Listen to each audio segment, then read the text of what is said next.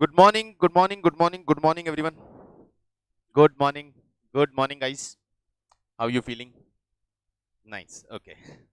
So, we are at next level, and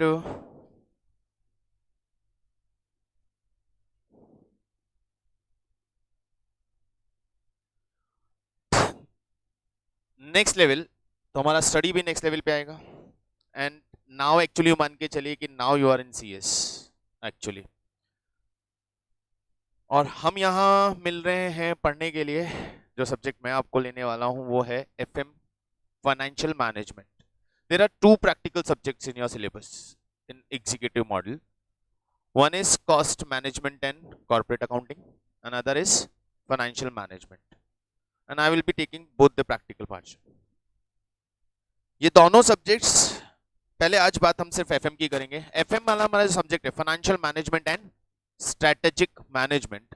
and as you know this subject is divided in two part. If you know, यदि देखा तो आपको पता होगा ये सब्जेक्ट हमारा दो पार्ट में डिवाइडेड है. एक इसका पार्ट है financial management, that is of 50 marks, and the other part is strategic management, that is of 50 marks. दोनों इक्वल वेट के साथ है, 50-50 मार्क्स. और ये कंप्लीट सब्जेक्ट हमारा multi choice question based paper है.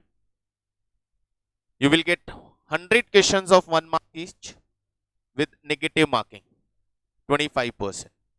सो एज सच यहाँ पे वो तुक्का वाला काम नहीं चलने वाला. तो हमें यहाँ पे इसको अच्छे से पढ़ना है, और अच्छे से पढ़ना डेफिनेटली है, पढ़ना ही है, क्योंकि बहुत इंपॉर्टेंट सब्जेक्ट है अपने आप में हमारे लिए. ये हमारे प्रोफेशनल करियर के लिए भी बहुत इंपॉर्टेंट सब्जेक्ट है. Financial management, that is management of finance. And as you know business की जब हम बात कर रहे हैं तो बिना फाइनेंस कोई बिजनेस पॉसिबल नहीं है. तो फाइनेंस इज देयर, और फाइनेंस के बिना लाइफ में कुछ पॉसिबल नहीं है, तो उसके मैनेजमेंट के बिना भी कोई पॉसिबिलिटी बनती नहीं है. हमें मैनेजमेंट पे कंप्लीटली फोकस करना पड़ेगा. तो यहाँ फाइनेंशियल मैनेजमेंट पे आने से पहले इस सब्जेक्ट के कंटेंट को समझ लेते हैं कि क्या हमारा सिलेबस है. 50-50 मार्क्स मैंने आपको दोनों का बता दिया. पेपर में 100 क्वेश्चंस 1 मार्क्स ईच के आने वाले हैं. और practical and theoretical portion of content की बात करें तो स्ट्रैटेजिक मैनेजमेंट कंप्लीटली आपका थ्योरी पोर्शन है. और यहां हमें थ्योरी प्लस प्रैक्टिकल मिलने वाला है, जिसका वेटेज हम 40-60 के आसपास मान के चलते हैं कि 40% theoretical question will be there and 60% practical question. तो ऑल टुगेदर 30 मार्क्स का कंटेंट हमें प्रैक्टिकल पोर्शन पे मिलने वाला है. 20 मार्क्स के आसपास का कंटेंट हमारा थियोरेटिकल क्वेश्चंस का होने वाला है. लेकिन FM फाइनेंशियल मैनेजमेंट के जिस थियोरेटिकल कंटेंट की हम बात कर रहे हैं, प्रैक्टिकल कंटेंट में भी सारा कुछ कॉन्सेप्ट बेस्ड थ्योरी है. तो concept is important part of the subject. हम फॉर्मूलाज याद नहीं करेंगे, हम कॉन्सेप्चुअल स्टडी करेंगे, क्योंकि MCQ क्रैक करना है, डिस्क्रिप्टिव पार्ट पे नहीं. हमारे लिए फॉर्मेट ऑफ सॉल्यूशन मैटर नहीं करता, लेकिन हमें उस टॉपिक का कॉन्सेप्चुअल नॉलेज बहुत ज्यादा मैटर करता है. क्योंकि MCQ की जो सबसे बड़ी प्रॉब्लम होती है वो क्या होता है, क्वेश्चंस कहीं से भी होता है और उसके जितने भी ऑप्शंस होते हैं वो सारे करेक्ट होते हैं. अब देख के लगता है कि हाँ हमारा फर्स्ट इंस्टेंस में आंसर आ रहा है, ये भी सही है, ये भी सही है. तो वहां पे हमारा कॉन्सेप्ट बहुत ज्यादा स्ट्रांग होना जरूरी है. और प्रैक्टिकल सब्जेक्ट्स के MCQ को सब क्रैक करते हैं तो एक और प्रॉब्लम आती है, क्वेश्चन का लेंथ पूरा होता है लेकिन टाइम और मार्क्स वही होता है जितना एक क्वेश्चन में 1 मार्क का हमें मिलने वाला. फाइन, सिलेबस कंटेंट पे चलते हैं. और फाइनेंशियल मैनेजमेंट के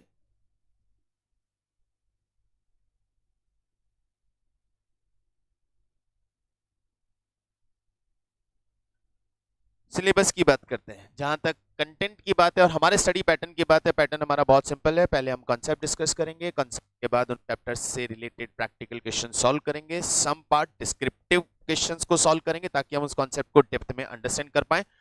हम उस चैप्टर के सारे MCQ सॉल्व करेंगे. इसका MCQ बैंक जो हमारा बनाया हुआ है वो परफेक्टली डिजाइन है, जिसमें थियरी एंड प्रैक्टिकल का कंप्लीट कॉम्बिनेशन है. तो ऑल टुगेदर अभी तक का एक्सपीरियंस को हमने कंप्लीटली प्रैक्टिकली सॉल्व कर लिया है, तो उसके बाद हम इस सब्जेक्ट के साथ बहुत कंफर्टेबल हो जाएंगे. Financial management, what is financial management? There are two terms, management of finance. और मैनेजमेंट ऑफ फाइनेंस से रिलेटेड आप कुछ पार्ट कभी पहले कभी पढ़ के आए हैं? कुछ भी नहीं? पक्का? मुझे तो याद है, मुझे याद है, आप लोग याद करो, कुछ पढ़ा है कहीं पे? Just try to remind yourself. सोचना शुरू करके देखिए, कहीं कुछ पढ़ा है क्या? 12th क्लास के बिजनेस स्टडीज के सिलेबस में फाइनेंशियल मैनेजमेंट का एक कंटेंट था आपके पास, याद आ रहा है कुछ? पुरानी बात हो गई सर, कहाँ की बात कर रहे हो? 12th क्लास बहुत पहले छोड़ के आए, हमें तो यहाँ 6 महीने पहले क्या पढ़ा वही याद नहीं होता। 12th क्लास का कहाँ याद रहेगा? बिल्कुल, मैं मान के चल रहा हूँ कि कुछ भी याद नहीं है, जीरो से स्टार्ट करेंगे। फाइनेंशियल मैनेजमेंट का मतलब है मैनेजमेंट ऑफ फाइनेंस। फाइनेंस का मतलब हम यहाँ बात कर रहे हैं मनी की, ऑल टुगेदर फंड्स की। फंड्स में क्या मैनेज करना है और क्यों ये फंड मैनेजमेंट इंपॉर्टेंट है। रियल लाइफ में इतने बहुत सारे हमारे पास ऐसे इंसिडेंसेस हैं, जिन इंसिडेंसेस को रिमाइंड करने की कोशिश करें तो कई बड़े बड़े बिजनेस हाउसेस, कई बड़ी बड़ी corporates, company, establish product market से वाइप आउट हो गए, डिमोलिश हो गए, and just because of their improper fund management, improper financial management. बहुत सारे एग्जांपल्स हैं। किंगफिशर एयरलाइंस सबसे फेमस, सुना होगा। Airlines and run by Vijay Mallya. पैसे का कमी है क्या? नहीं है ना? लेकिन उनका सारा एयरक्राफ्ट डेट पे था, फाइनेंस पे था, लोन पे था, लीज पे जिसे बोलते हैं। उनकी ये कंडीशन हो गई कि वो अपने एम्प्लॉयज का सैलरी पे नहीं कर पाए, कंपनी बंद। वीडियोकॉन नाम सुना है? पहले टीवीज और कई प्रोडक्ट्स आया करते थे, अभी दिखता है।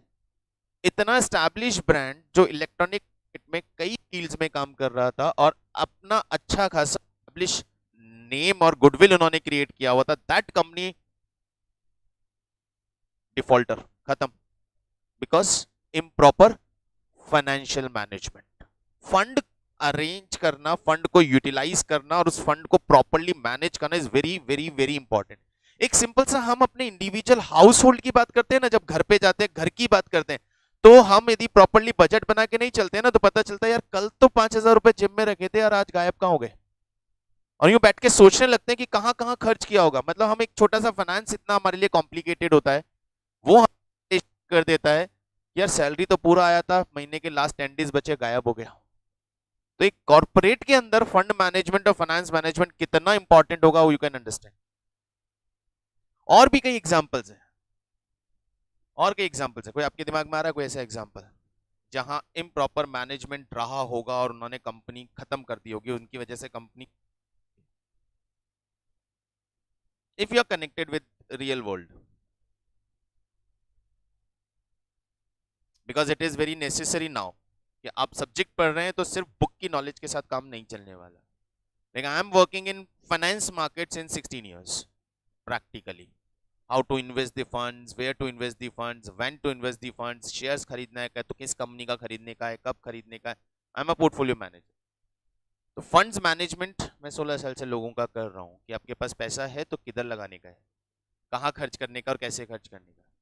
तो रियल वर्ल्ड से कनेक्ट करेंगे ना अपने आप को, रियलिटी से देखेंगे, प्रैक्टिकल लाइफ में आके देखेंगे, तो सब्जेक्ट बहुत इजीली समझ में आएगा और बहुत इंटरेस्टिंग भी लगेगा, क्योंकि फंड्स की जहां बात होती है वहां वैसे भी इंटरेस्ट आ ही जाता है।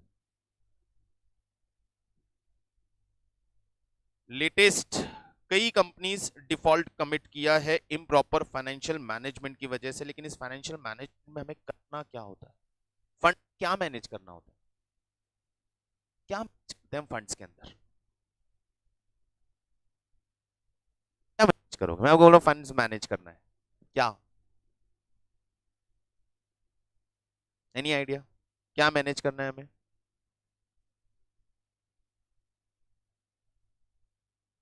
एम्प्लॉइज को सैलरी कितनी देनी है वो डिसाइड करना, that is not finance management, that is expenses management. और सोचो, फंड मैनेजमेंट में 3 मेजर एस्पेक्ट है, major areas and 3 major decisions that we have to take और वो 3 मेजर डिसीजन जो हमें लेने हैं, यदि वो हमने प्रॉपरली नहीं लिए हैं तो डेफिनेटली डेफिनेटली डेफिनेटली हमारी कंपनी कोलैप्स कर सकती है। और वो 3 मेजर डिसीजंस क्या हैं? There are 3 major decisions.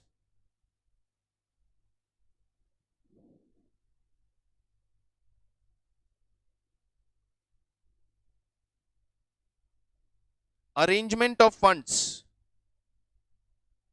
arrangement of funds,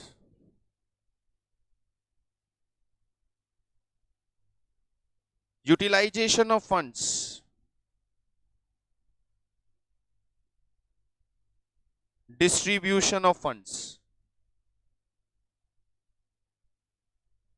3 major decisions are here. Arrangement of fund, that is identification of arrangement, the sources of arrangement. Business करना है, मनी चाहिए, बिजनेस करना है, ये कैसे डिसाइड हुआ? Definitely we have some ideas in our hand, हमें पता है कि सर हमें क्या करना है, we have idea, we have project, we have plan, but the problem is we don't have money. कहां से लाएं? That is arrangement of fund. Business को रन करने के लिए from where we can arrange the funds, there are number of sources are available. कहीं से भी पैसा ले सकते हैं बिजनेस चलाने के लिए, तो कहां से लें?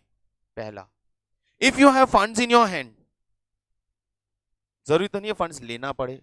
कोई दो ही तरह की पार्टीज है ना मार्केट में, एक जो बिजनेस करना चाहती है, बिजनेस है उसके पास लेकिन पैसा नहीं है, दूसरा जिसके पास पैसा बहुत है, बिजनेस करने का है, लेकिन क्या करना है मालूम नहीं है, कहां इन्वेस्ट करना है मालूम नहीं। दूसरा वो decision, we have funds in our hand but where to invest, how to invest, in which product we can invest this fund that will be profitable in future, that is investment decision, utilization decision. And third, sir business में पैसा आ गया, business हमने invest कर दिया, business में हम return gain करना start कर चुके, now we have to take the decision कि वो जो रिटर्न आ रहा है, जो प्रॉफिट आ रहा है, उसको, उस प्रॉफिट को डिस्ट्रीब्यूट कैसे करें, उसे यूटिलाइज कैसे करें, उसे कहां हम फंड प्रोवाइडर्स को कैश दें या ना दें, हम उसे डिस्ट्रीब्यूट करें या ना करें, that is distribution decision.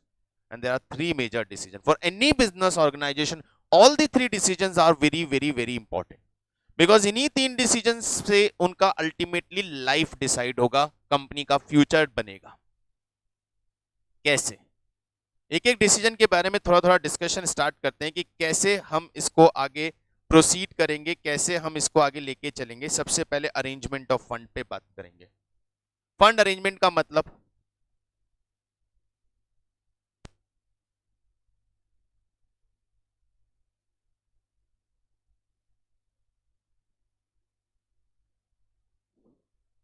Fund कहां से अरेंज कर सकते हैं? From where we can arrange the funds. कौन कौन से सोर्सेज हमारे पास अवेलेबल हैं? आपके दिमाग में ऐसा कौन से सोर्सेज आ रहे हैं जिनके थ्रू हम फंड्स अरेंज कर सकते हैं? अजी, मनी लेंडर्स, बैंक्स, मैं लिखना शुरू करता हूं, banks, money lenders. Money lenders का मतलब फाइनेंशियल इंस्टीट्यूशंस लिख दूं मैं?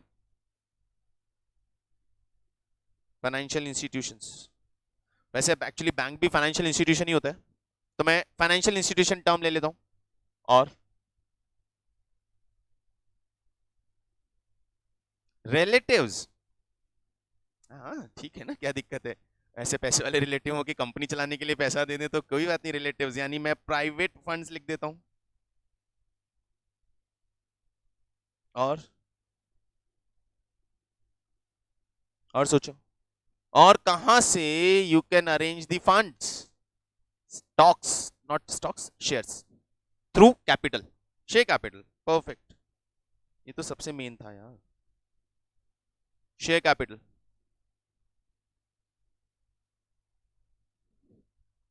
शेयर कैपिटल, और कोई आइडिया, और कोई सोर्स? या बिजनेस चलाने के लिए जब हम फंड्स लेने की बात करते हैं तो यही ऑप्शंस हमारे पास आते हैं, या तो लोन ले लो या खुद इन्वेस्ट कर दो।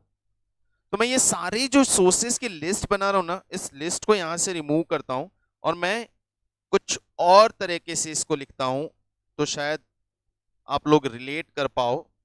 हमारे पास सोर्सेस के नाम पे दो option, we have two options. हमारे पास सोर्सेस के नाम पे दो ऑप्शंस है। पलक से सिक्योरिटीज, बिल्कुल सिक्योरिटीज बेटा, perfect securities. We have two options of arrangement of funds. There are two major sources of fund. You can say all the sources can be categorized in two part. सारे sources को हम दो part में divide कर सकते हैं, मतलब पैसा कहां से अरेंज होगा बिजनेस को रन करने के लिए, that can be divided in two parts only. पहला our own fund and second borrowed fund, जिसे हम क्या बोलते हैं, इंटरनल एंड एक्सटर्नल, जिसे हम बोल सकते हैं कैपिटल और लोन, और शॉर्ट में जाके फिर हम इन्हें बोलते हैं equity in a case of a corporate and dates.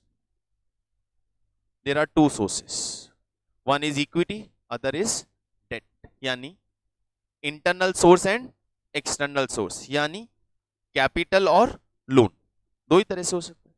या तो ओनर, प्रोप्राइटर, पार्टनर और शेयर होल्डर अपना पैसा इन्वेस्ट करता है कॉर्पोरेट के अंदर, बिजनेस के अंदर, कंपनी के अंदर, या फिर एक्सटर्नल से फंड्स बोरो करके इन्वेस्ट करता है। दो ही सोर्स होते हैं। अब बोरो हम कहां कहां से कर सकते हैं, तो there are number of options. We can borrow through from banks, we can borrow from non banking financial institutions, we can borrow from private fund providers, relatives, कहीं से भी फंड्स बोरो कर सकते हैं, वो बोरोइंग है सारा। और एक हम अपना मनी इन्वेस्ट कर सकते हैं, और अपना मनी का मतलब आवर ओन कैपिटल या फिर by way of issue of shares, through securities और शेयर्स हम कैपिटल के थ्रू फंड्स इन्वेस्ट कर सकते हैं। अब इन दो सोर्सेस यदि आपके सामने रख दिए जाएं, तो इन दोनों सोर्सेस में से बेटर सोर्स कौन सा है? डिस्कशन के साथ चलेंगे यार, मजा आएगा, डिस्कस करते हुए चलेंगे, ज्यादा मजा आएगा। दोनों में से बेटर सोर्स कौन सा है? किस बेसिस पे यू विल जज कि विच वन इज बेटर? कौन सा ऑप्शन हमें यूज करना, बिजनेस में मनी लाने के लिए किस तरीके से फंड्स अरेंज करना चाहिए? पैसा लेने में रिस्क होता है, रिस्क होता है किस चीज का? आप कुछ कह रहे थे। एक्सटर्नल बेटर होगा, एक्सटर्नल बेटर होगा, क्यों? नहीं नहीं नहीं, हाँ, पॉइंट पॉइंट डिफरेंट हो गया ना। एज यू सेज कि खुद का इतना फंड रहेगा नहीं, इसलिए एक्सटर्नल बेटर होगा। बेटर की बात हो रही है, अवेलेबिलिटी की बात नहीं हो रही। मान के चलो इक्विटी भी पूरा अवेलेबल है और डेट भी पूरा अवेलेबल है, यू हैव चॉइस कि आपको इन दोनों में से किसी एक को चूज करना है, तो which one you will choose and why? Internal, external, ठीक है। अभी इंटरनल और एक्सटर्नल किस बेसिस पे हम डिसाइड करेंगे, तो पहले तो ये समझना पड़ेगा ना सर बेटर कौन सा होगा। ये समझने के लिए पहले इसके पीछे के रीजंस, इसके प्रोज एंड कॉन्स समझने पड़ेंगे, पता चलेगा ना कि कौन सा ऑप्शन बेटर है। तो प्रोज एंड कॉन्स क्या है? सबसे पहला फैक्टर क्या है दैट विल डिसाइड कि विच सोर्स इज बेटर? ऐसा कौन सा ऑप्शन है कि जो बेटर है, ये डिसाइड कैसे होगा? उसके लिए मुझे ये समझना पड़ेगा कि मैं इन फैक्टर को जज किस बेसिस पे कर रहा हूं। अरे चलो इससे पहले एक और चीज पूछते हैं, पीछे आते हैं, थोड़ा सा पीछे आते हैं। Out of all the three decision सबसे क्रूशियल डिसीजन कौन सा होता है? अरेंजमेंट, सबसे crucial arrangement. That means if we conduct any mistake or if we do any take any wrong decision, तो वो प्रॉब्लम क्रिएट करेगा। क्रूशियल किसे बोलते हैं? लेना मुश्किल है या लेने के बाद गलत हो गया तो चेंज करना मुश्किल है? चेंज करना मुश्किल, लेना मुश्किल नहीं, लेना तो हम ले लेंगे, डिसीजन तो ले लेंगे, लेकिन डिसीजन लेने के बाद यदि वो डिसीजन हमारा रॉन्ग है तो उसे चेंज करना मुश्किल है। तो इन्वेस्टमेंट, ये अरेंजमेंट का जो डिसीजन है वो चेंज करना मुश्किल है। एग्जांपल देता हूं, हमारे पास दो सोर्स थे। मैं आपको बोलता हूं चलो आपको मकान बनाने का है, ठीक है, हमने डिसाइड किया, मैं घर पे चलते हैं ना, घर पे आराम से समझ में आएगी चीजें। हमें मकान बनाने का है और मकान बनाने में 50 लाख रुपीस खर्च होगा, दैट वी नो। उसके लिए हम लैंड लेंगे और कंस्ट्रक्शन करवाएंगे। लैंड ले लिया मैंने सपोज, अब मुझे कंस्ट्रक्शन के लिए लोन चाहिए। लोन लेने के लिए मेरे पास दो ऑप्शन थे कि यार मैं एसबीआई से लोन ले सकता हूं या मैं आईसीआईसी से लोन ले सकता हूं। हमने डिसीजन ले लिया एसबीआई से लोन लेंगे, हमने एसबीआई से लोन ले लिया। लोन लेने के बाद हमें पता चला 2 महीने के बाद 3 महीने के बाद यार आईसीआईसी का रेट ऑफ इंटरेस्ट कम है। Can you change your decision?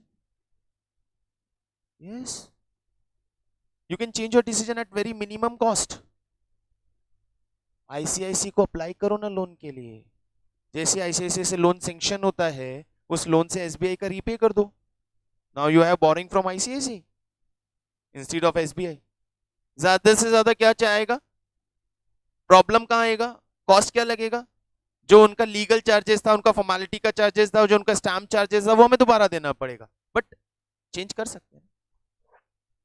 अभी मैंने एसबीआई से लोन ले लिया और मैंने कंस्ट्रक्शन शुरू कर दिया। इन्वेस्टमेंट डिसीजन पे आ गए हम, कंस्ट्रक्शन आधा से आधा हो गया एंड देन वी रियलाइज अरे शिट, ये क्या किया, ग्राउंड फ्लोर पे तो 4 रूम बनाने का था, हमने तो 2 ही रूम का स्पेस रखा है। Now you can change your decision. कर तो सकते हैं ना चेंज, मना किसने किया, नहीं क्या होता है, तोड़ दो, किसने बोला नया बना लो यार, प्रॉब्लम का है, लेकिन उसकी कॉस्ट ज्यादा है। क्रूशियल डिसीजन कौन सा हो गया, इन्वेस्टमेंट डिसीजन, वो ज्यादा क्रूशियल है। रियल लाइफ में कोई ऐसा एग्जांपल आपको कनेक्ट करता है जहां पे ये इन्वेस्टमेंट डिसीजन मतलब पब्लिकली बहुत फेमस सा रहा हुआ है, इन्वेस्टमेंट डिसीजन चेंज करने की वजह से कंपनी को बहुत लॉस हुआ? मेरे माइंड में एक एग्जांपल आता है, टाटा नैनो। टाटा ने नैनो का प्लांट कहां लगाया था, पता है किसी को? टाटा नैनो बनाती है, पता है ना, अभी बंद कर दिया बनाना। और टाटा ने नैनो लाने का उसका ड्रीम प्रोजेक्ट था टाटा का, कि नैनो मुझे इंडिया में एक ऐसा कार लेके आना है जो मिडिल क्लास फैमिली भी सभी अफोर्ड कर सके, तो I will launch that car at 1 lakh rupee only. And Tata ने वो प्लांट स्टैब्लिश किया वेस्ट बंगाल सिंगूर। लैंड एक्विजिशन कर लिया, प्लांट लगा दिया, मैन्युफैक्चरिंग ऑलमोस्ट स्टार्ट होने वाला था। वहां के पॉलिटिकल इश्यूज की वजह से वहां के फार्मर्स ने एजिटेशन स्टार्ट कर दिया कि टाटा ने जो लैंड एक्वायर किया है उसका गलत अमाउंट हमें पे किया है, कम अमाउंट पे किया है, ये एक्विजिशन कैंसिल करना चाहिए, हमें अपनी लैंड वापस चाहिए या हमें बड़ा अमाउंट चाहिए। और उसको पॉलिटिकल सपोर्ट मिला और वो इतना बड़ा इवेंट बना कि Tata has to shut down its plant from Singur. और फिर उसने प्लांट शिफ्ट किया जामनगर गुजरात। और उसके बाद जब नैनो मार्केट में आई तो 1 लाख पे नहीं आई, 1,20,000 पे आई। मतलब पर यूनिट इतनी कॉस्ट बढ़ गई, इतना लॉस हुआ क्योंकि इंफ्रास्ट्रक्चर डाल चुके हो, investment, wrong investment decision. So investment decision अपने आप में क्रूशियल डिसीजन है। तो ये पहले मैं डिसीजन इस पे लेके चला कि थोड़ा समझें चीज को। अब फंड अरेंजमेंट की बात करने पे वापस आते हैं। 2 सोर्सेज हमने आइडेंटिफाई किए, 2 तरह से फंड्स अरेंजमेंट होता है और हमारा जो स्टडी का प्रोसीजर चलेगा ना, वो जो सिलेबस भी है वो कुछ इसी तरह से डिजाइन किया होगा। हम स्टार्ट भी यहीं से करने वाले ताकि हम फंड्स के साथ कनेक्ट करना शुरू करें। इंटरनल और एक्सटर्नल 2 में से कौन सा सोर्स बेटर है, तो इसके लिए हमें कुछ फैक्टर्स को कंसीडर करना है, कुछ फैक्टर्स को एनालाइज करना है, उनके बेसिस पे डिसाइड होगा कि विच वन इज बेटर और which one is not that much good. तो सबसे पहला फैक्टर जो हमारे पास आता है वो क्या आता है, कॉस्ट। किसी से आप पैसा ले रहे हो, इधर इंटरनल और एक्सटर्नल, किसी का पैसा तो यूज में आ रहा है और दी मनी हम यूज करते हैं तो उसके यूज के अगेंस्ट में उन्हें कुछ रिटर्न तो देना पड़ेगा। Without return will give you money. Sir हम तो खुद का पैसा लगाएंगे, तो खुद का पैसे का कॉस्ट नहीं आता है क्या? खुद के पैसे का कॉस्ट आता है? आता है, बिल्कुल आता है। यदि खुद का पैसा बिजनेस में ना डाल के बैंक में एफडी करते तो 7% का इंटरेस्ट मिलता था ना। अभी वो खुद का पैसा बिजनेस में डाल दिया तो कॉस्ट नहीं आ रहा है क्या? आ रहा है। वो इंटरेस्ट जो मिल सकता था वो नहीं मिलेगा, तो खुद की मनी का भी कॉस्ट आता है। क्योंकि हम नोशनली उसको क्या कंसीडर करते नहीं है। का तो पैसा था, लगा दिया, कहां से लगा दिया, कहीं ना कहीं से तो उठा के लगाया होगा, म्यूचुअल फंड्स में डाला हुआ होगा, एफडी में डाला हुआ होगा, बैंक में रखा होगा, तो वहां का जो इनकम आ रहा था वो तो बंद हो गया ना। तो हमेशा हर मनी को यूज करने का कॉस्ट आता है। और जब मनी को यूज करने का कॉस्ट आता है तो पहला फैक्टर हमारे लिए इंपॉर्टेंट क्या होता है कि हमें ये चेक करना है कि किस सोर्स से हम फंड्स अरेंज करें जहां पे कॉस्ट कम आए। कॉस्ट आती क्या है, इक्विटी में क्या कॉस्ट आती है, what we have to pay to the equity shareholder or what we have to pay to the equity या fund provider in form of return। क्या पे करते हैं हम शेयर होल्डर्स को रिटर्न की फॉर्म में? Perfect, dividend. डिविडेंड का मतलब part of the profit. Debt provider, loan provider borrowing के अगेंस्ट में, डिबेंचर्स के अगेंस्ट में हम डिबेंचर होल्डर्स को, फंड प्रोवाइडर्स को रिटर्न में क्या पे करते हैं? इंटरेस्ट। परफेक्ट। तो ये तो हमें पता है सर कि कॉस्ट क्या देना है। अब सवाल ये है कि दोनों में से कॉस्टली कौन सा है? डिविडेंड कॉस्ट ज्यादा, डिविडेंड महंगा होता है या इंटरेस्ट महंगा होता है? Depend on what?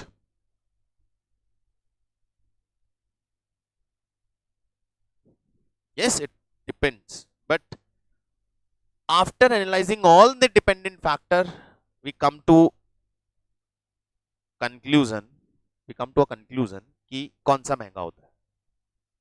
कौन सा महंगा होता है? क्या महंगा है? इंटरेस्ट पे करना ज्यादा महंगा है या डिविडेंड ज्यादा महंगा है? इंटरेस्ट महंगा है।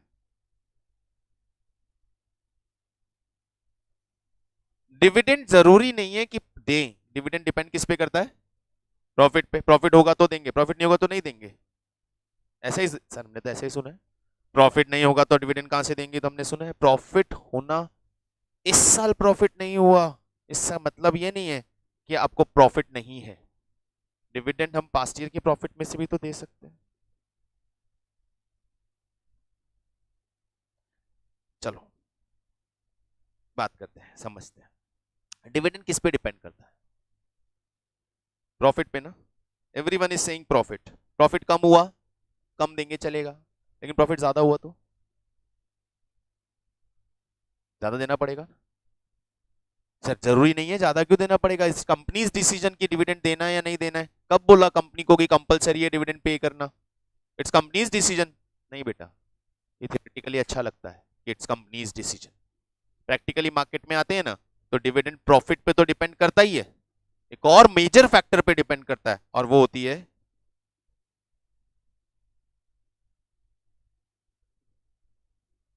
Expectation of share holder. Example, what's your name?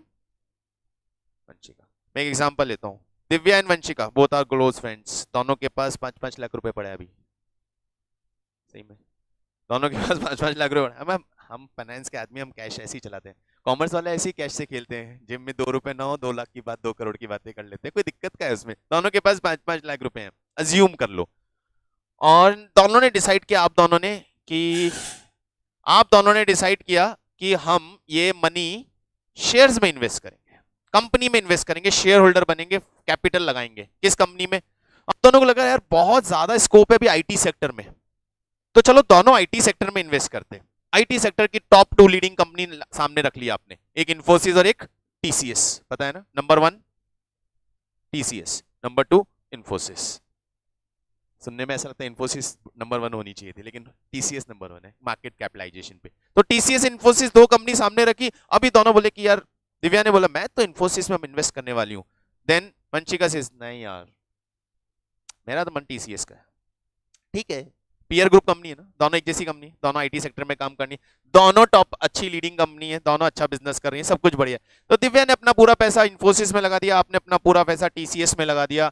1 साल इंतजार करने के बाद कंपनी को प्रॉफिट हुआ, दोनों कंपनी ने प्रॉफिट बनाया। दिव्या को कंपनी ने उस 5 लाख रुपए के अपने इन्वेस्टमेंट पे से 20,000 रुपीज का डिविडेंड दिया।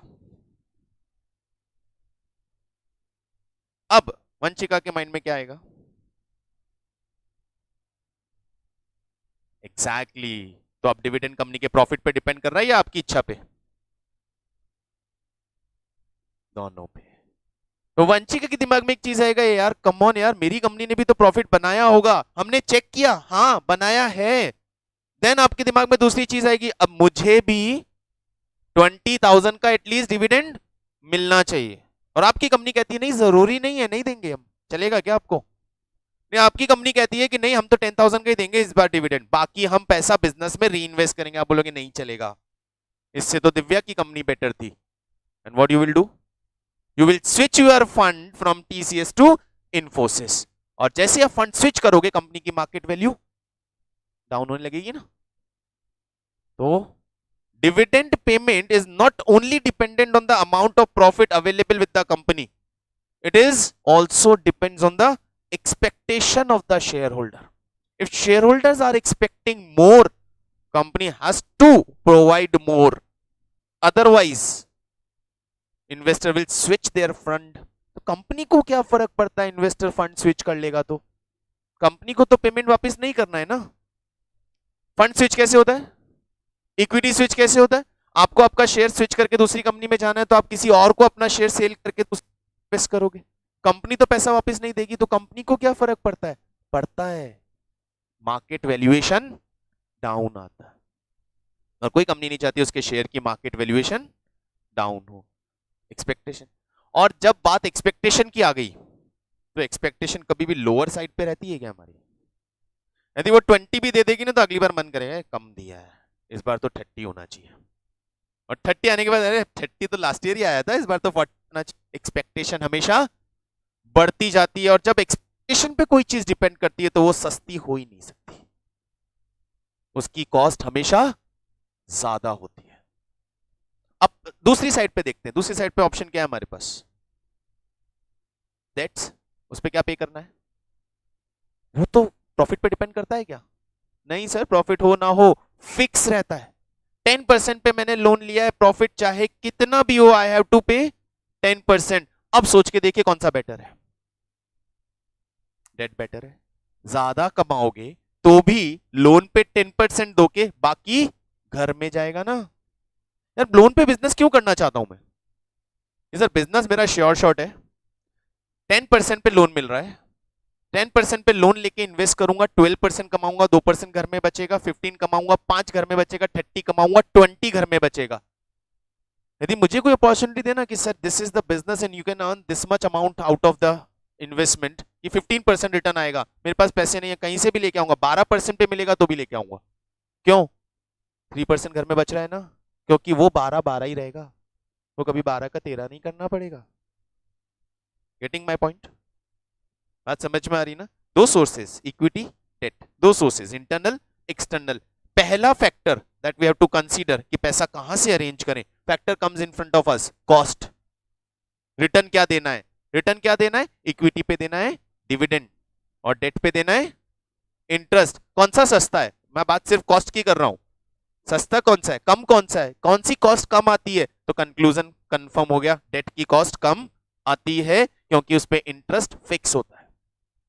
तो हमने कॉस्ट के पॉइंट ऑफ व्यू से कंक्लूड कर लिया which option is better? Debt, undoubtedly. Which option is better? The answer is debt. Debt better है सर।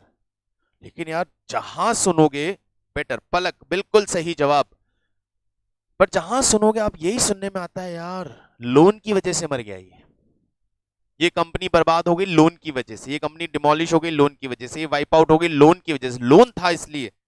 जब हर कोई डिफॉल्ट कर रहा है, हर कोई बिजनेस बर्बाद हो रहा है, खत्म हो रहा है, तो किसकी वजह से खत्म हो रहा है? लोन की वजह से। फिर लोन बेटर कैसे हो सकता है यार? और लोन की वजह से खत्म कैसे हो रहा है जब पता है कि उसकी कॉस्ट कम आती है? तो दूसरा फैक्टर हमारे पास आता है, the next factor comes is cost के बाद risk. The next factor is risk. सुनने में अजीब लगता है ना, पैसा लेने में भी रिस्क है। आज तक तो यही समझ में आता था कि किसी को कैश दे रहे हो, किसी को लोन दे रहे हो तो रिस्क है, पैसा वापस आएगा या नहीं। लेकिन यहां हम बात कर रहे हैं लेने में भी रिस्क है। किस चीज का रिस्क है? फंड्स अरेंज करने में किस चीज का रिस्क है? रीपेमेंट का रिस्क है ना। अरे भाई हमें विजय माल्या और नीरव मोदी नहीं है कि नहीं पे करना है तो निकल लो। हमारा डेस्टिनेशन इंग्लैंड नहीं है, लंदन नहीं है, हमें यहीं रहना है। और हमें यहीं रहना है, इसका मतलब यदि हमने लोन लिया है तो हमें रीपे करना पड़ेगा, नहीं कर पाए तो डिफॉल्टर, और डिफॉल्टर हो गए तो कंपनी बंद, इंसॉल्वेंट डिक्लेयर कर दी जाएगी। गुडविल क्रैक होना या गुडविल डाउन होना है, गुडविल में नेगेटिव रिमार्क लगना बिजनेस के लिए सबसे खतरनाक चीज होती है। अंबानी ग्रुप को सब जानते हैं, लेकिन अंबानी ग्रुप में दो भाई हैं, ये भी सब जानते हैं, और दो भाई में से एक का नाम अर्श पे है और एक का नाम फर्श पे है। Reason, loan repayment. Anil Ambani अपनी कंपनीज में डेट की वजह से loan properly timely repay, improper management. एक भाई पहुंच गया, टेलीकॉम के अंदर रिवॉल्यूशन कौन लेके आया था? नहीं, गलत जवाब। टेलीकॉम के अंदर रिवॉल्यूशन कौन लेके आया था? आपके बचपन की बात होगी, बहुत छोटे रहे होंगे। RCom, Reliance communication, that was the company of Anil Ambani, not of Mukesh Ambani. उसने हर इंसान के हाथ में मोबाइल दे दिया था। टैग ही यही था कि इंडिया के हर आदमी के पास मेरा मोबाइल होना चाहिए। एक अच्छा सा handset, just you have to deposit 500, take it.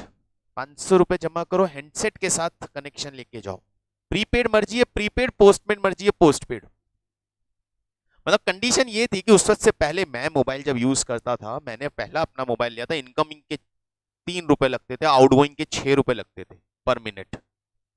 And I was using a लंबा सा वो वायरलेस वाला, वो जो होता है ना पुलिस के या मिलिट्री के पास होता है वैसा हैंडसेट, मोटोरोला का, ऊपर से एरियल निकाल के बात करते थे, वो हैंडसेट यूज करता था। और जब वो रिलायंस का मोबाइल आया तो कंडीशन टेलीकॉम में, मोबाइल नेटवर्किंग में ऐसी हो गई कि आप कहीं से निकल रहा था, मैं एक बाइक से, मैंने बाइक कहीं खड़ी की तो आवाज आ रही है, कोई बात कर रहा है इतनी जोर से, मैंने कहा देखा, इधर देखा, एक मेन होल खुला है और उसके नीचे सफाई करने वाले के हाथ में मोबाइल है, नीचे बात कर रहे हो। इतने, आपके जमाने की बात नहीं कर रहा हूँ, यहाँ तो अभी सबके पास, छोटे से बच्चा पैदा होता है पहले मोबाइल चाहिए होता है उसको। हमारे टाइम में ऐसा नहीं था, हमारे टाइम में बहुत मुश्किल था। ये रेवोल्यूशन लाया था रिलायंस कम्युनिकेशन। प्रॉब्लम क्या हुई? Improper financial management, improper management, company collapse कर गई, खत्म। अभी उसका टावर बिजनेस भी उसने बेचा है, लोन रीपे नहीं कर पा रही है। अभी भाई ने उसको बोला है कि भाई मैं हूं, ले ले पैसा, दे दे अपनी कंपनी मेरे को और मेरे से पैसा ले ले। रिलायंस इंडस्ट्री का ड्रीम था कि टेलीकॉम मैं लाऊंगा, फिर वो जियो लाया। अब जियो का कंडीशन क्या है? जियो क्या सारा खुद के पैसे से आया है?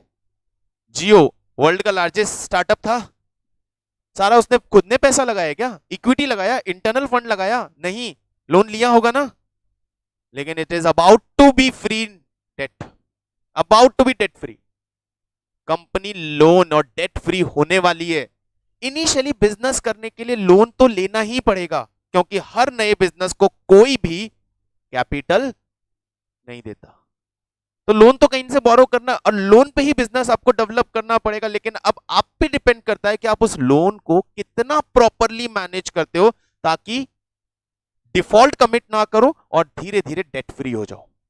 डेट फ्री होने के बाद सारा मनी हमारा, we can run likewise we want. But loan business में ना हो, ये तो पॉसिबल। किसी भी बिजनेस को उठा के देख लीजिए, किसी भी कंपनी का बैलेंस शीट उठा के देख लीजिए, बिना लोन की कोई कंपनी दिखेगी आपको कि जीरो लोन पे? नहीं, लोन तो लेना पड़ेगा भाई। तो लोन के साथ रिस्क एसोसिएटेड है। गाइस एक सेकंड होल्ड कीजिएगा, let me change the pen.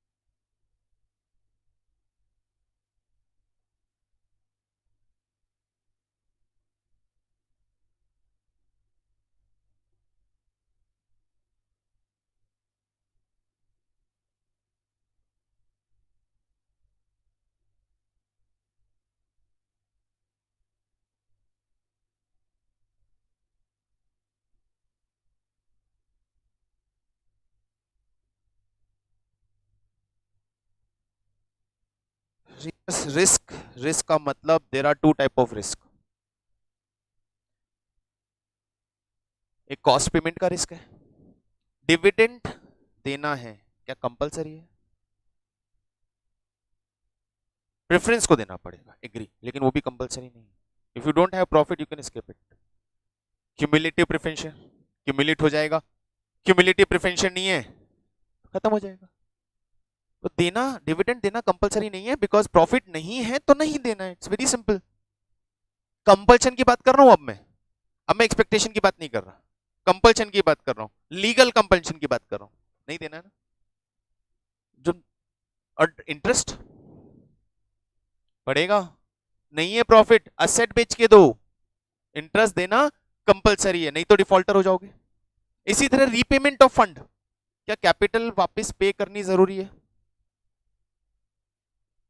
क्या कैपिटल का रीपेमेंट जरूरी है? प्रेफरेंस का तो है, रिडम्पशन करना है, इक्विटी का रिडम्पशन जरूरी है? नो, पेमेंट नहीं करना, कंपनी अपनी पूरी लाइफ स्पैन में चाहे तो कैपिटल वापस देगी, नहीं चाहेगी तो नहीं देना है। लेकिन लोन रीपे करना पड़ेगा, नहीं कर पाए तो डिफॉल्टर, दोनों रिस्क है। और ये दो रिस्क डेट के साथ है, और ये रिस्क हमें फोर्स करती है कि हम डेट की जगह कहां शिफ्ट हो जाएं? इक्विटी पे। ज्यादा से ज्यादा यार खुद का फंड हो तो हम रिस्क फ्री बिजनेस मैनेज कर पाएंगे। लेकिन apart from that risk cost says नहीं यार, कॉस्ट डेट में कम आती है, तो यदि बिजनेस में प्रॉफिट ज्यादा कमाना है तो लोन लो, और यदि रिस्क से बचना है तो इक्विटी पे जाओ। ये तो कॉन्ट्राडिक्ट हो गया। One point says debt is better, other says equity is better. In long term, long run, यदि आप कंफर्टेबल स्टेज में आते हो तो कहीं भी कुछ भी चलाइए, कोई फर्क नहीं पड़ता। लेकिन अब कंक्लूड कैसे करें which one is better? Exactly, फिर बोथ, क्योंकि एक होता है एग्रेसिव अप्रोच, एक होता है कंजर्वेटिव अप्रोच। नीदर एग्रेसिव नोर कंजर्वेटिव, हमें क्या करना चाहिए? मॉडरेट। तो हमें रिस्क और कॉस्ट को न्यूट्रलाइज करके, मैनेज करके दोनों ऑप्शन यूज करने चाहिए। किस प्रोपोर्शन में?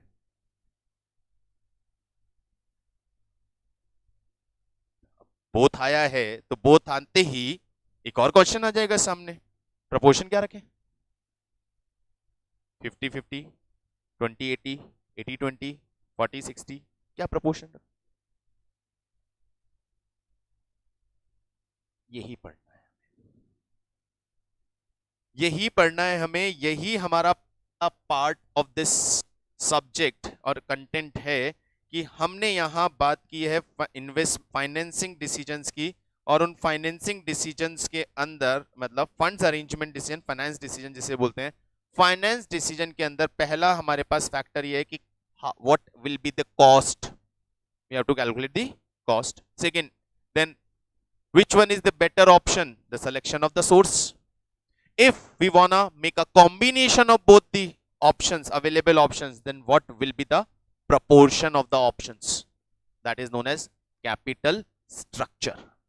आपके बिजनेस की कैपिटल का स्ट्रक्चर कैसा बनना चाहिए, उसमें कितना पोर्शन डेट का होना चाहिए और कितना पोर्शन इक्विटी का होना चाहिए, वो जिन फैक्टर्स पे डिपेंड करता है, उन फैक्टर्स को एनालाइज करके हम ये डिसाइड करेंगे। लेकिन आज तक कोई ये कंक्लूड नहीं कर पाया कि कोई एक particular proportion is the better one. Situation पे डिपेंड करता है, बिजनेस ऑर्गेनाइजेशन पे डिपेंड करता है, nature of business, nature of product पे डिपेंड करता है। बैंकिंग कंपनीज की बैलेंस शीट उठा के देखना, हाईएस्ट अमाउंट ऑफ डेट मिलेगा, बिजनेस ही उनका ये है।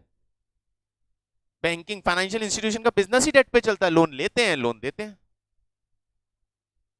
तो उनका बिजनेस ही इसी चीज पे चलता है। तो डिपेंड करता है चीजों पे, और किस चीज पे डिपेंड करता है। तो एक और फैक्टर यहां पे हम कनेक्ट कर लेते हैं। गाड़ी चलाइए कभी? गाड़ी तो चलाई होगी, मैं फोर व्हीलर पे आता हूँ, फोर व्हीलर चलाया कभी, या टू व्हीलर में भी बाइक चलाया जिसमें गियर होता है? मैं आपको बोलता हूँ, you are running your bike in first gear and I want कि आप बाइक का स्पीड, कार का स्पीड डबल कर दो।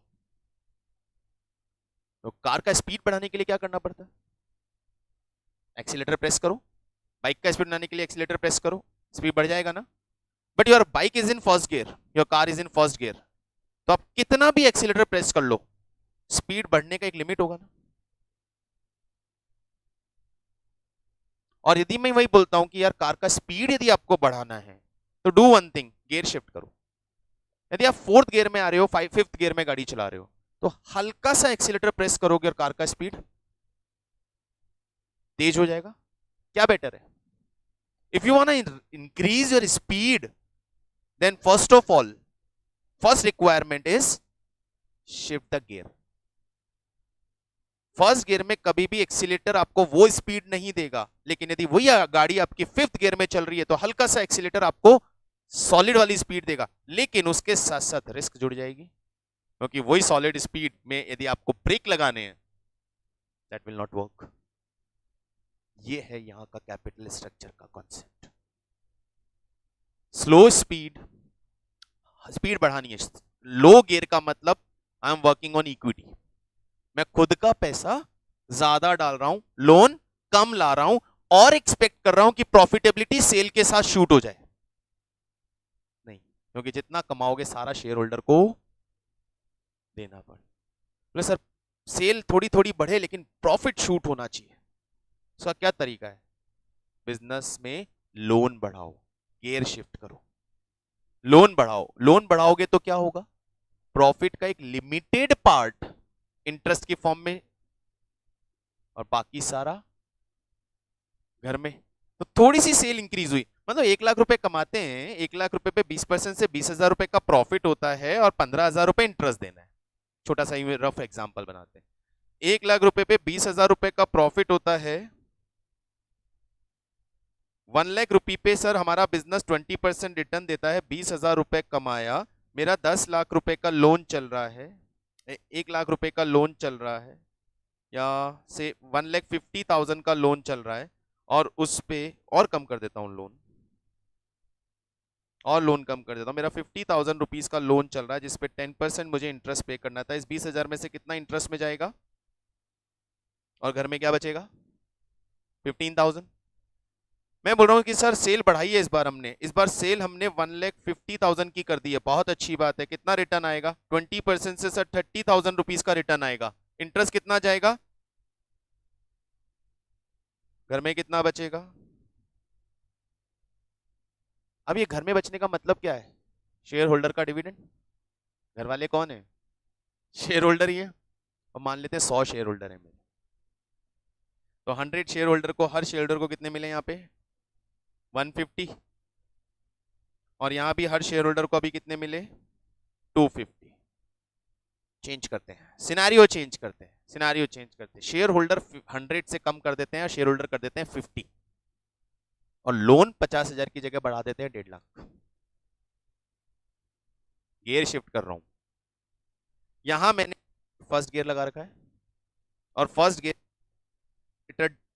प्रेस किया है, सेल्स बढ़ाई है, तो शेयर होल्डर का प्रॉफिट पर शेयर 150 से इंक्रीज होके 250। अब मैं गियर शिफ्ट कर रहा हूं, मैं यहां पे लोन रख रहा हूं 1.5 लाख रुपए का और शेयर होल्डर कम कर रहा हूं 50 पे। शेयर होल्डर 50 कर दिए मैंने, ठीक है। वही 2 लाख रुपए की सेल, वही 1 लाख रुपए की सेल, कितनी हुई थी पहले? 1 लाख। वही 1 लाख रुपए की सेल, 20% का प्रॉफिट 20,000। इंटरेस्ट कितना जाएगा? 15,000। कितना बचा? 5,000। 50 शेयर होल्डर्स को देंगे यदि 5,000, तो पर शेयर होल्डर कितना आया? 100 रुपीज, है ना। अब मैं सेल्स वही 1,50,000 रुपीज करता हूं, इनकम विल बी 30,000। इंटरेस्ट में कितना जाएगा? 15,000। बचेगा कितना? 15,000। ये बचा हुआ शेयर होल्डर के हाथ में जाएगा। 50 शेयर होल्डर्स हैं, पर शेयर होल्डर कितना प्रॉफिट हुआ? ये क्या हो गया? सेल तो पहले भी 1 लाख से 2 लाख ही हुई थी, 1 लाख से 150 हुई थी। सेल अब भी 1 लाख से 150 हुई थी, लेकिन पहले शेयर होल्डर की अर्निंग 150 से 250 शिफ्ट हुई थी, लेकिन अब शेयर होल्डर की अर्निंग 100 रुपीज से 300, 3 टाइम। पहले लेस देन डबल प्रॉफिट आया था, अभी 3 टाइम्स का प्रॉफिट। एक्सीलेटर तो उतना ही प्रेस किया है, स्पीड ज्यादा कैसे बढ़ी? डेट ज्यादा रखे, गेयर हाई रखा हमने, डेट 50,000 की जगह 1,50,000 का रखा।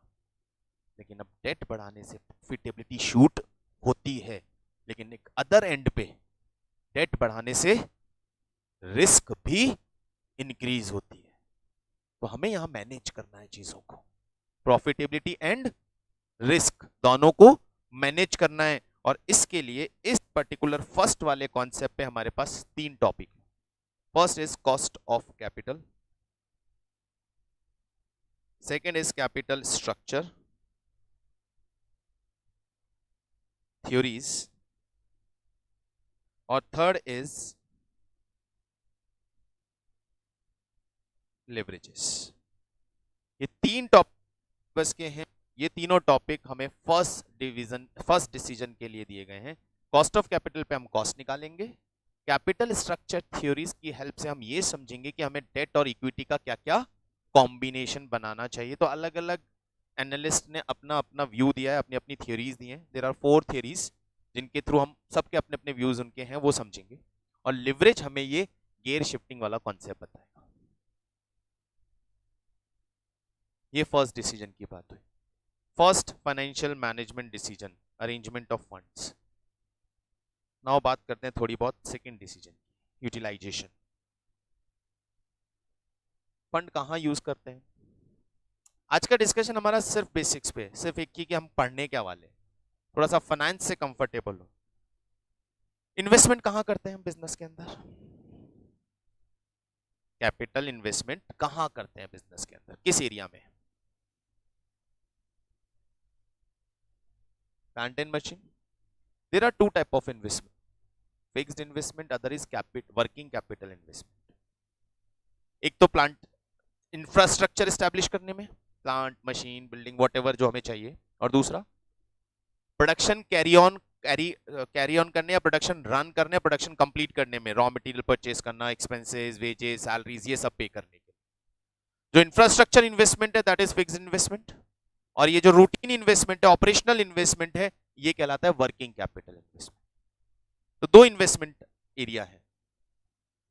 इंफ्रास्ट्रक्चर इन्वेस्टमेंट किस बेसिस पे डिसाइड होता है? बिजनेस कितने टाइम तक चलेगा, बिजनेस में इन्वेस्टमेंट कितने अमाउंट का करना पड़ेगा, किस रेट से रिटर्न मिलेगा, कब हम बहुत जल्दी बीईपी पे आ जाएंगे, ब्रेक इवन पे आ जाएंगे कि लॉस के चांसेस खत्म होंगे, उस बिजनेस को रन करने के लिए वर्किंग कैपिटल कितना लगेगा, कब वो रिलीज होगा, बहुत सारी चीजें। ये सब कुछ हम प्रॉपरली एनालाइज करने के बाद इन्वेस्टमेंट डिसीजन को शुरू करते हैं। एक प्लांट लगाना है, कितने क्वेश्चंस आपके सामने आते होंगे? सबसे पहला question, cost of what? Machine का कॉस्ट। लेकिन उससे भी पहला डिसीजन, जो प्रोडक्ट आप बनाने जा रहे हो उसकी मार्केट डिमांड है भी या नहीं? सबसे पहला डिसीजन तो ये है। और फिर प्लांट लगाना किस लोकेशन पे है? अब लोकेशन पे क्या इंपॉर्टेंट है? लैंड, बस, अवेलेबिलिटी ऑफ लेबर और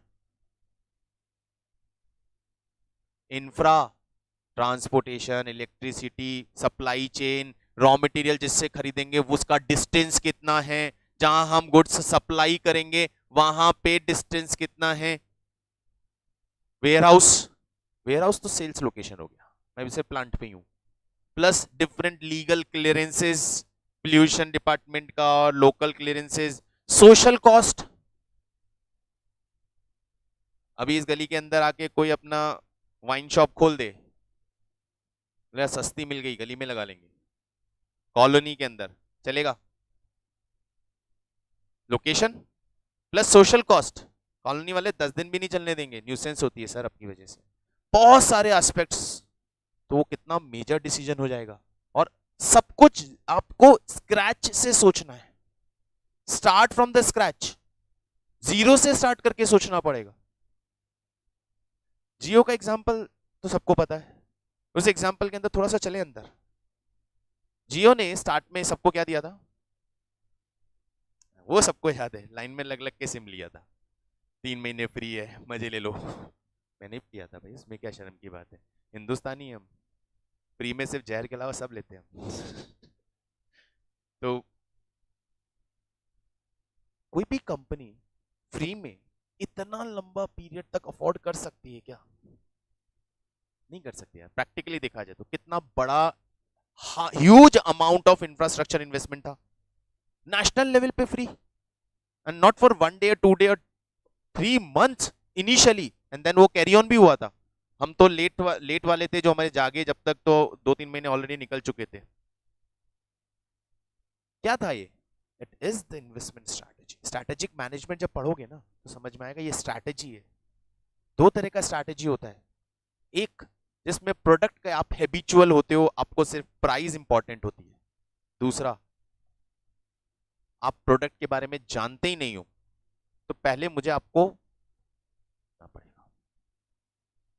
तो सुना होगा, मूवीज में देखा होगा, स्मोक करना जो स्टार्ट करता है, ड्रिंक करना स्टार्ट करता है या ड्रग लेना स्टार्ट करता है, दोस्त लोग पहले, अरे लिख के तो देख यार, लिख के तो देख, पैसा की चिंता मत कर, तो मेरी जेब से लिख के देख क्या हो रहा है भाई, फ्री में कौन दे रहा है, ये ऐसा कैसा दोस्त है इतना फ्री में। नहीं, वो एडिक्ट बना रहा है। Once you become addict of that product, फिर आप डबल पैसा देके खरीदोगे।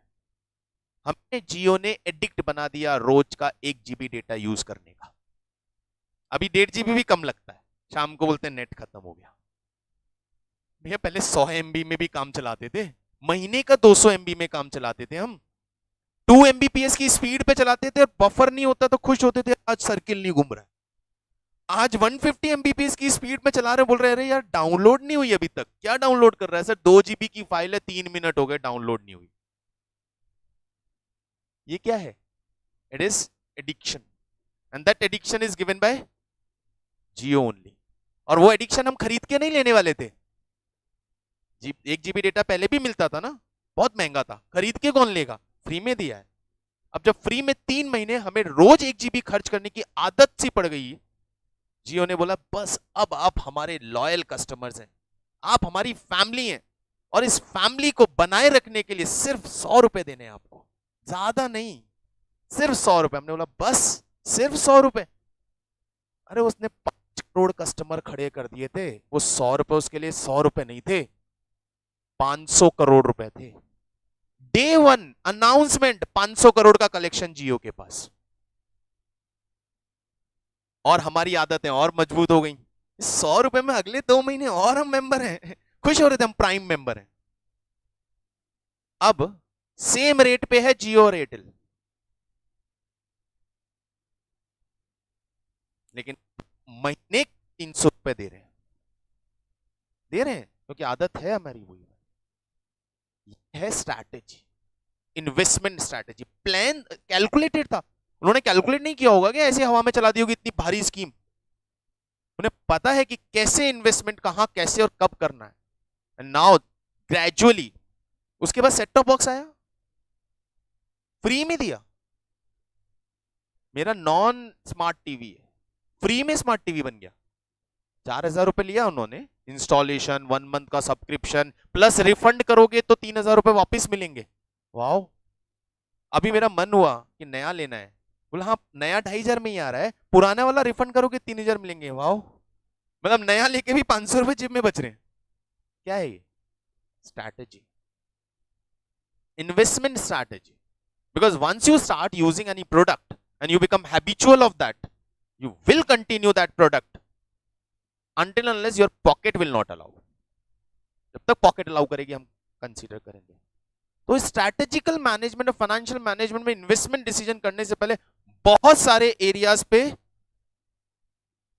फोकस करना है, और वो स्क्रैच से बनाया होगा उन्होंने, खुद नहीं बनाया होगा ना, एक एक चीज नेशन वाइड ये प्लान डिजाइन किया होगा। एक रेवोल्यूशन आया है टेलीकॉम इंडस्ट्री में, पहले हम कॉल रेट की बात करते थे, हम अब डेटा की बात करते हैं, कितना जीबी मिलेगा। और पहले हम बात करते थे एक कॉल पे कितना पैसा लगेगा। आई स्टार्ट यूजिंग मोबाइल, मैंने बताया हमने आपको, 6 रुपए आउटगोइंग का लगता था, 3 रुपए इनकमिंग का 2 रुपए इनकमिंग का लगता था, ऐसा कुछ था। तो स्टूडेंट का इंक्वायरी आता था, कॉल आता था, मैं नंबर देखता, फोन काटता, लैंडलाइन से जाके वापस फोन मिलाता था, मैं उठा लूंगा तो यार अभी 2 रुपए लग जाएंगे, लैंडलाइन में अभी 20 पैसे में कम हो जाएगा। ये वाला स्ट्रैटेजी पे काम करते थे। और आज अभी कोई पूछता है ना कौन सी सिम, पहले कोई पूछता था कौन सी सिम से कॉल करूं डुअल सिम होने के बाद, तो हम बोलते थे जियो से, फ्री वाला है। अभी कोई पूछता किसी से भी कर यार, सभी फ्री वाला है क्योंकि डेटा मिल रहा है। That is the investment strategy. और उस इन्वेस्टमेंट स्ट्रेटेजी में दो चीज हमने बोला, एक फिक्स्ड इन्वेस्टमेंट और एक वर्किंग कैपिटल इन्वेस्टमेंट। और इन दोनों इन्वेस्टमेंट स्ट्रेटेजी के लिए हमारे पास दो चैप्टर हैं, एक का नाम है कैपिटल बजटिंग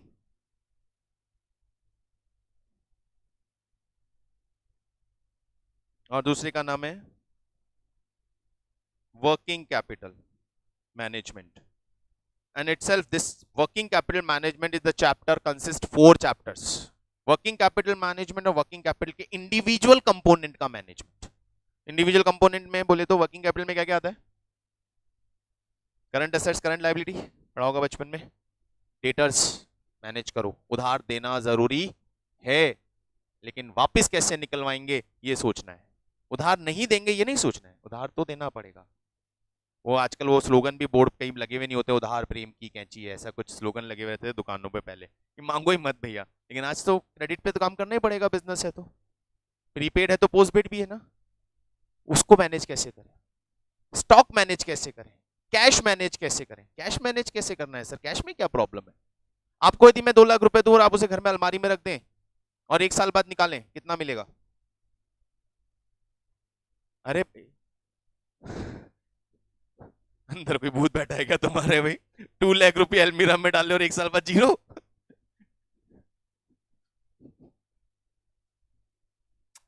सर क्या पता, मैंने रखे नहीं है कभी, मुझे क्या मालूम कितने निकलते हैं। कितने निकलेंगे? नहीं निकलेंगे 2 लाख, पता है ना, नहीं निकलेंगे 2 लाख। नहीं, वहां मैंने अलमारी में रखने को बोला है। वो फाड़ते रेट पड़ती है किसी के यहाँ तो दीवार तोड़ते तो कैश निकलता, मूवीज में देखा है मैंने, नहीं मैंने रियल लाइफ में भी देखा। सोफा फाड़ रहे तो अंदर से पैसा निकल रहा है, इनकम टैक्स की रेट बढ़ रही है, नोटबंदी के टाइम तो मैंने अपने घर पे भी देखा है, पता नहीं कहाँ कहाँ से पैसे निकल के आ रहे थे। ऐसे तो मेरी वाइफ के पास पैसे ही नहीं होते थे, खत्म हो गए। और नोटबंदी में पता चला मुझे कहाँ कहाँ से निकल के आए। कौन कौन से पुराने पर्स पता नहीं कहाँ कहाँ रखे हुए, उनमें से 500 के 2-2 3-3 नोट हर जगह से। नहीं हो क्या रहा है, ये कहाँ से उग रहे हैं? नहीं यार, आज पहली बार मुझे ऐसा लगा कि गवर्नमेंट ने बहुत अच्छा काम किया, जमा पूंजी बाहर आई, हमारी छुपाया हुआ पैसा निकल के आया।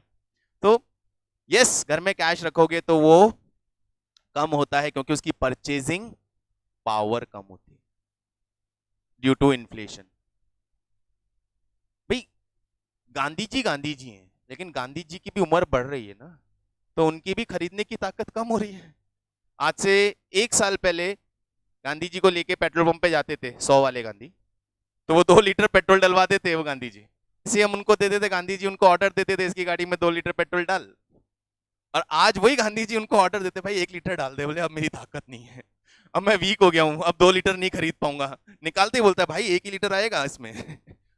ठीक है, ये अब यही गांधी जी घर पे अलमारी में रहे तो अलमारी में रह के बूढ़े हो जाएंगे ना, 1 लीटर पेट्रोल कम कर देंगे हमारा।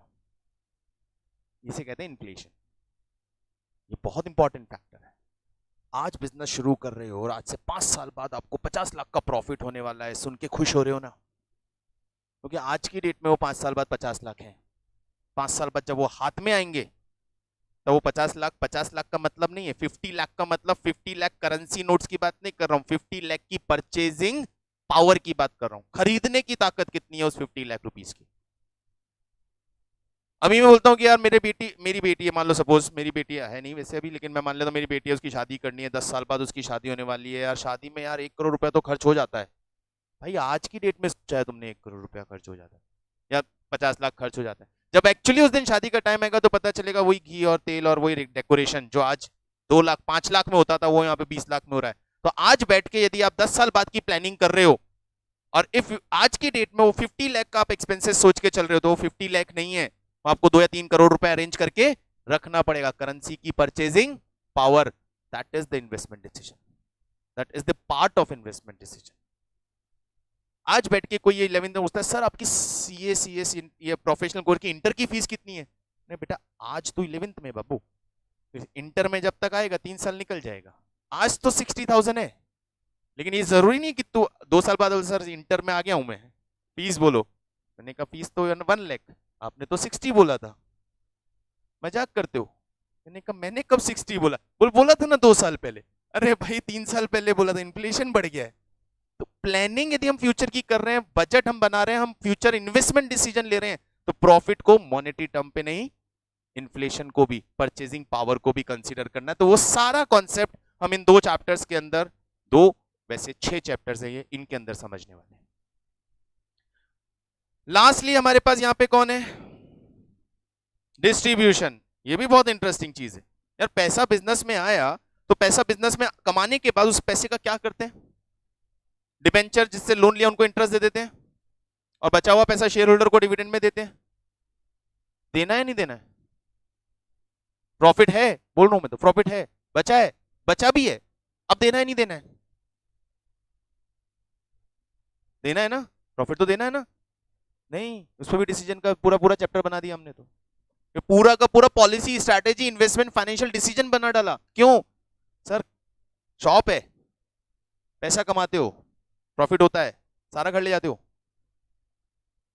यदि सारा ही घर ले जाओगे तो जिस लेवल पे शॉप है ना उसी लेवल पे रह जाएगी। री इन्वेस्टमेंट नाम की भी तो कोई चीज होती है। सर लेके तो सारा घर पे जाता हूं, री इन्वेस्टमेंट की जरूरत होती है ना तो बैंक से और लोन ले आता हूं। ये क्या हुआ? पैसा खुद का कमाया मैं उड़ा देता हूं, इन्वेस्टमेंट करना है तो लोन ले आता हूं। नहीं तो खुद का अर्न किया वही री इन्वेस्ट कर लो ना। पर ये भी डिबेटेबल इशू है बहुत बड़ा। तो शेयर होल्डर बोलते हैं डिविडेंड दे दो, तो प्रॉफिट बांटना पड़ता है, री इन्वेस्ट करने के लिए लोन लाना पड़ता है। पर वो लोन भी तो शेयर होल्डर को परेशान करेगा ना अगले साल। बहुत बड़ा डिसीजन है, नाम है डिविडेंड पॉलिसी।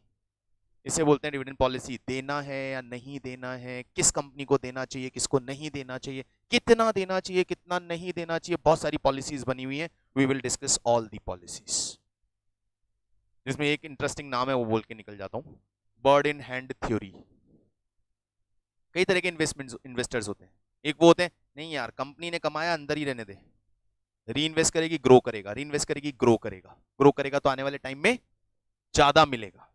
और दूसरा टाइप का इन्वेस्टर होता है, नहीं भैया अपन तो बर्ड इन हैंड की बात करते हैं, मतलब चिड़िया है, उड़ रही है, कब उड़ जाएगी पता नहीं चलेगा, इसलिए जो हाथ में आ जाए वो ले लो। मतलब जिस साल प्रॉफिट हो रहा है उस साल जितना डिविडेंड मिल रहा है लेके कैश में कन्वर्ट करते रहो। हम देख लेंगे, बहुत सारी पॉलिसीज है, तो we will discuss that next chapter, dividend policy. And finally ये 3 डिसीजंस खत्म हो गए, लेकिन फाइनली एक बहुत इंटरेस्टिंग कॉन्सेप्ट यहां और ऐड किया हुआ है, जो एफएम की बोन होता है, फाइनेंस की बोन होता है, फंड्स की बोन होता है, वो है हमारा स्टॉक मार्केट। जरूरी है, फंड की बात करें और शेयर मार्केट ना हो, स्टॉक मार्केट ना हो नहीं सकता। एक लेमैन, एक इंडिविजुअल जिसके पास सेविंग्स हैं, वो सेविंग्स कहां इन्वेस्ट करता है, कहां इन्वेस्ट कर सकता है और कहां इन्वेस्ट करनी चाहिए? आपने तो नहीं किया, अपने पेरेंट्स के परसेप्शन से सोच के देखो। यदि आपको पता है कि उन्होंने कहां पैसा लगाया, बताया है तो मेरे पिताजी ने तो जिंदगी में नहीं बताया मुझे अभी तक कि कहां पैसा छुपा रखा है। FD, maximum old age FD को प्रेफर करते हैं, एलआईसी की पॉलिसी ले लेते हैं, एनएससी करवा देते हैं, पीपीएफ में पैसा डाल देते हैं। रीसेंट ट्रेंड में इन्वेस्टर स्विच हुए हैं, शेयर्स मार्केट, गोल्ड, प्रॉपर्टी, बहुत सारे ऑप्शंस हैं, बहुत सारे ऑप्शंस हैं। तो आपको आपका मनी इन्वेस्ट कहां करना है, मैं इंडिविजुअल इन्वेस्टमेंट की बात नहीं करेंगे, हमारा सब्जेक्ट भी उसकी बात नहीं करेगा, लेकिन सिनेरियो वहीं से बन के आता है। क्या सारा पैसा एफडी में, क्या सारा पैसा शेयर मार्केट में, या सारा पैसा प्रॉपर्टी में? नहीं, क्या करते हैं हम, डिवाइड करते हैं, कुछ इधर कुछ उधर कुछ उधर, और इसे बोलते हैं portfolio. It is known as your portfolio. ये तो ट्रेवल करते हुए ध्यान है यार आपको। एक फ्रेज है बहुत इंटरेस्टिंग सा, don't put your all egg in one basket. छूटी तो सारे अंडे फूटेंगे, अलग अलग जगह रखो। ट्रेवलिंग करते हुए क्या होता है, कुछ पैसा इस पॉकेट में, कुछ इस पॉकेट में, कुछ बैग में, कुछ पैसा दूसरे बैग में, सारे एक जगह मत रख, कट गई तो सारी कट गई, पूरा खाली हो जाएगा। एक बैग में सारा पैसा मत रख, चोरी हुआ तो सारा निकल जाएगा, तो बांट के रखते हैं। That is the concept we will follow in this particular stage. लेकिन हम क्या पढ़ेंगे, हम पढ़ेंगे कि यदि हमने डिसाइड किया out of my 20 lakh I will invest 5 lakh in shares. Shares का मतलब, शेयर मार्केट का मतलब क्या, एक ऐसी चीज है कि चलो शेयर मार्केट में इन्वेस्ट करना, चलो वहां जाके इन्वेस्ट कर देते हैं। एफडी करना तो इजी होता है, चलो बैंक में जाके एफडी में पैसा डाल दिया, खत्म काम, सोचने की भी जरूरत नहीं कौन से बैंक में, जो आपका खुद का बैंक है उसमें कर देते हैं। लेकिन शेयर मार्केट में इन्वेस्ट करना, इक्विटी में इन्वेस्ट करना, more than 10,000 companies are listed in market. कौन सी कंपनी के शेयर में, कितनी कंपनीज के शेयर में, कब, कैसे, और निकालना कब है। आज की डेट में कौन सी कंपनी में इन्वेस्ट करोगे? यूं ही हवा में ही बात कर रहा हूं, आप भी हवा में आंसर करना। मन में आ रहा है सर ये अच्छी लग रही है, ऐसे कौन सी अच्छी लग रही है? Reliance, Indian Oil, Tata. Tata की भी कौन सी 10 कंपनियां हैं टाटा के पास यार। विप्रो, कोई नाम ही नहीं मालूम सर, कोई कंपनी भी होती है आप।